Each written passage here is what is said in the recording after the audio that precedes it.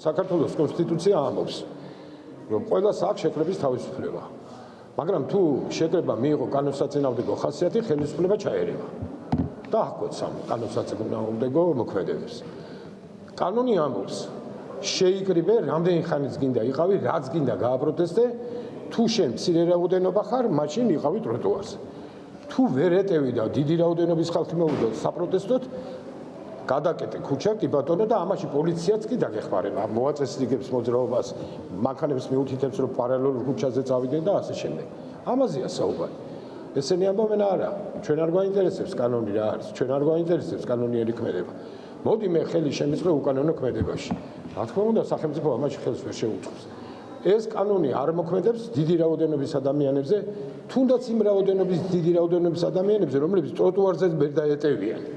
აქ არის ლაპარაკი ტროტუარსაც რომ ვერ არსებენ და ის ადამიანები კეტავენ ქუჩას. ეს ხო მართლა ძალადობაა. პირველ ჯერზე ის ითვალისწინებს ადმინისტრაციულ პასუხისგებლობას. მაგრამ თუ მოქალაქემ ადმინისტრაციული პასუხისგებლობის შემდეგაც ვერ შეიგნო, რომ კანონი გააგრძელა კანონდარღვევა, რა თქმა უნდა, უფრო მძიმე სასჯელი დადგება.